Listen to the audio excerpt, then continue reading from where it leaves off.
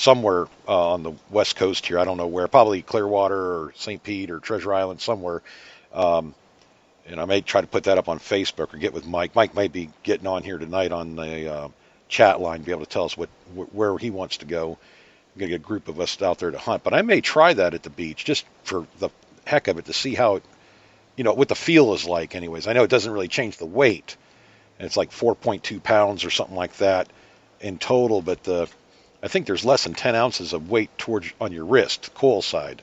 So it's a very well Hmm. balanced machine compared, well, even to an AT Pro, I think it was a pound and a half to the coil side. I never had a problem with the weight. The only problem I have is the torque of the Hmm. mass of that thing when you change directions when you're swinging. Right. It starts getting. I got a pretty good wrist from playing tennis and teaching for 40 years, Yeah. but it's not where it injures it or anything. It just it starts getting a little bit sore or tired Yeah, I after used it. about 4 or 5 hours of swinging. But that's the only the 11-inch coil. I can swing that thing all day. What I found No with problem.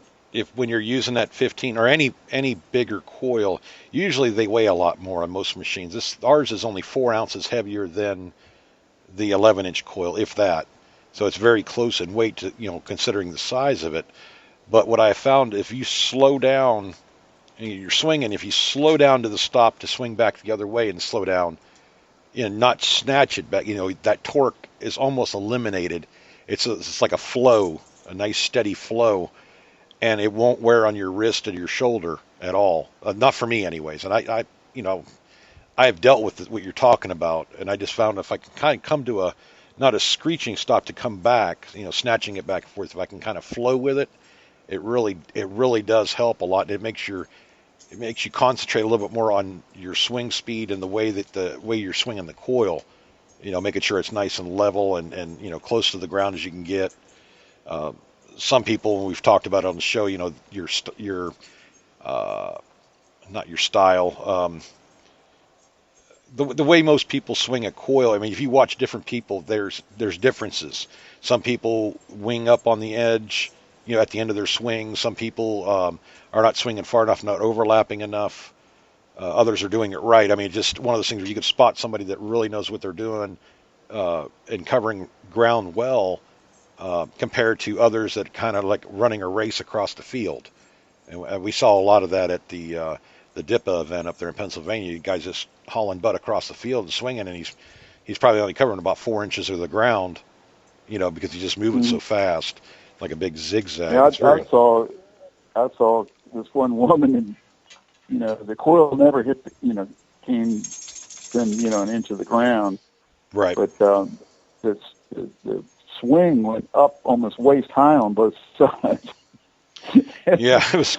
I know who you're As I talking was about. sitting there, I was digging the target. I was watching. We were up there near one of the houses in that yard, and she came swinging by, and I was trying to keep from laughing, but I didn't say anything. But later on, I was watching a video from I think it was New Jersey digger or something like that. Hmm. I can't remember the guy's name, but I think it was Colin or something like that. But anyway, he had it in his video, and he goes, "Look at this! This is great. This is exactly the way you don't swing," or something like that. But Yeah, it's like people are in a rush. I've seen it. We used to go on these group hunts with the club and stuff, and uh, I was always the slowest person. And I'd always find stuff. yeah. And these Mine's people would be circling me like a vulture. As soon as I'd be digging in, they'd be coming. People would be crowding you too. It was weird. hmm Yeah, it's a form, I guess. Your metal detecting form. It means a lot. I mean, if you take your time, or even if you're moving faster, if you're still getting the coverage, the overlap. I've actually sped up a little bit with the Bliss tool Yeah, because it actually gives better response when you swing it a little bit faster. But and I usually do it. you still have to cover the ground carefully. I mean, you want to overlap by a overlap quarter. slightly Yeah. on every target. I mean, every sweep. Yeah, usually I try to But overlap by a quarter. And actually, I have part of that video where she was showing me how I work the detector and stuff like that. But it's really important to keep your coil level and close to the ground, as you're swinging, make sure you're covering as much ground as you can from side to side and overlapping by a quarter. And you may not be getting your coil over everything because you're always going to miss stuff. But if you do it that way and then come from the other direction and do that, you're gridding it off essentially. You're covering the ground pretty good. You might have a few targets that you know, sneak through somewhere or another. But the nice thing, what I find with the Bliss tool is, as I'm swinging like that, if I can tell by the modulation of the target of the signal. When I go over something, it just stands out so much more above the spitting and crackling of the iron that, man, I'll have to stop on my tracks and swing over that area again. Usually be a non-ferrous target or a bigger piece of iron or something like that, because I usually keep my discrimination levels low. But it just, watch your form, no matter which detector you're using. Some of these metal detectors, you need to overlap closer to a half. I mean, it just depends on the size coil and well, of course, if you're using a concentric coil, you guys know it's cone shaped. You're going to have to be more careful with a concentric than you are a double D coil when you're out hunting, because of the way that the swath or whatever where it's detecting at.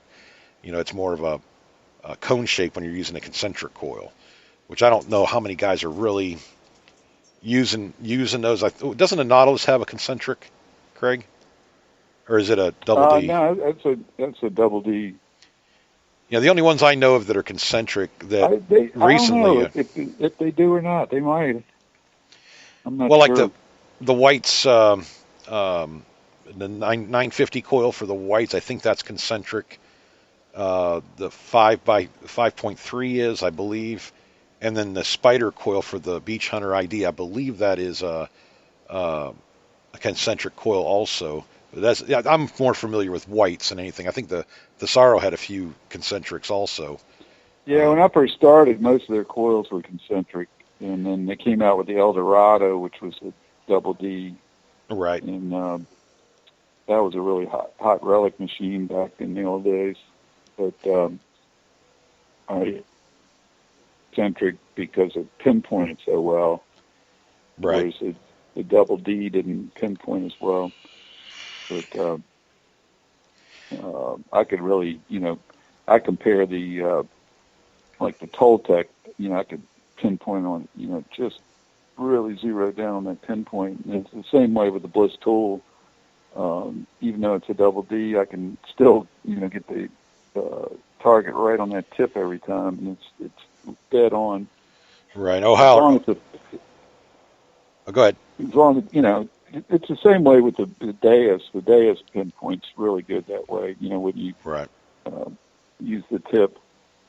But Ohio's saying that he believes the Nautilus has a double D since it has the left and right circuitry. So I don't know because I don't know Nautilus very well, but yeah, there's not as many anymore concentric. Newer detectors that are coming out, a lot of them don't have concentric coils. They're more going to the double D, but the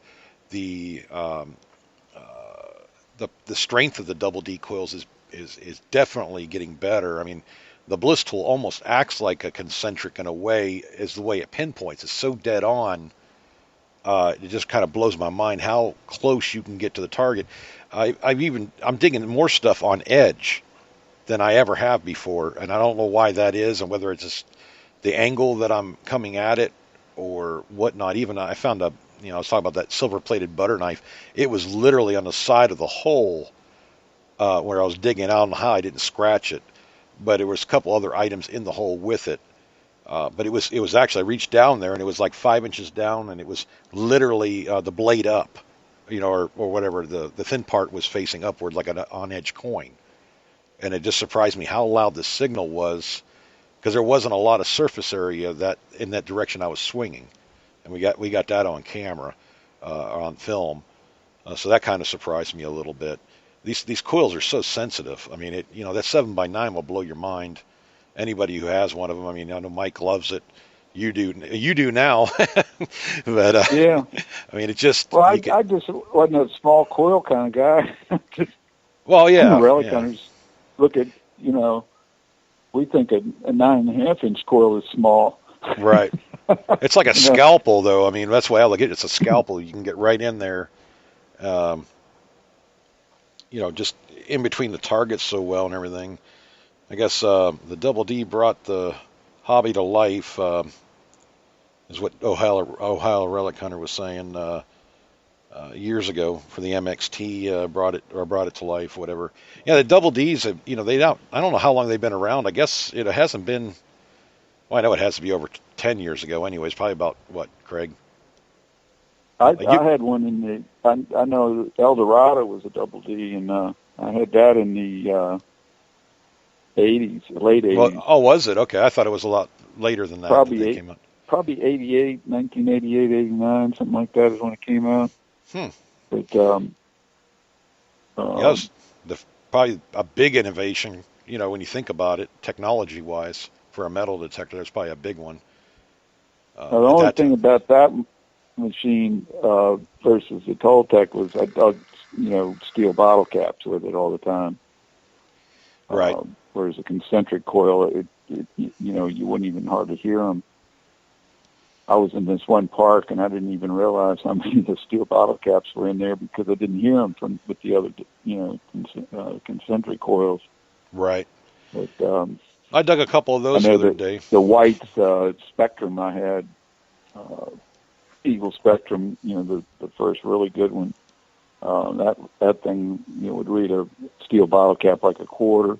Well, the White's V3i did the same thing, just like a quarter on the beach or whatever. 86, bam, bam, bam, all day long.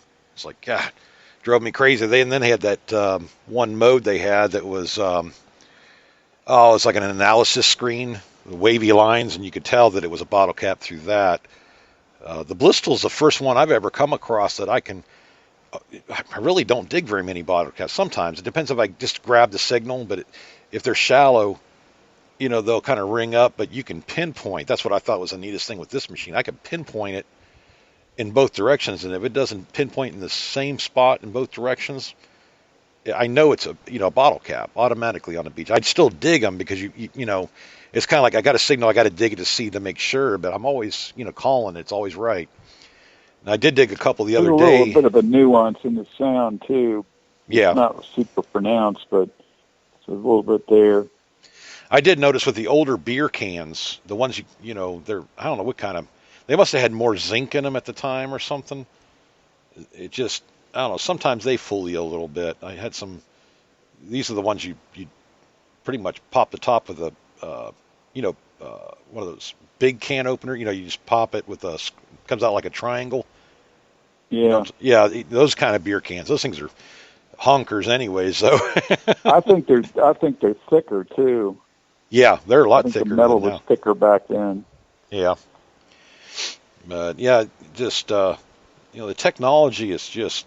I'm looking for in the next 10 years. It's going to be just totally off the scale as far as depth and stuff and target separation and stuff, even more than it is already. I mean, I'm looking, well, at least with Bliss Tool, I'm looking for a machine that can discriminate out aluminum, but still keep gold and nickel. I really, me and Ahmed talked about that a little bit, and that I think what's holding him up is technology. There's not a circuit or the tech, to make a machine that can do that. It's going to take some new, like the Bluetooth technology. It's getting better and better and better, and the circuitry is getting more, getting better, and it's also smaller, as far as circuits and stuff go. I mean, compared to what it was 10 years ago. So I think it's not out of the realm of possibility. I mean, it's something I'm looking forward to. I'd really like to see him come up with it. He almost has it right now. I mean, really, it's just a matter of keeping the gold in the range and the nickel, and it almost does that. The V6, the 14 karat gold rings, I don't know why they come through on toggle one. I really don't. I mean, Tom noticed that when we were down there at the beach, and we buried, the silver ring and a gold 14 karat gold men's ring and we were able to get it in toggle 1, so it was kind of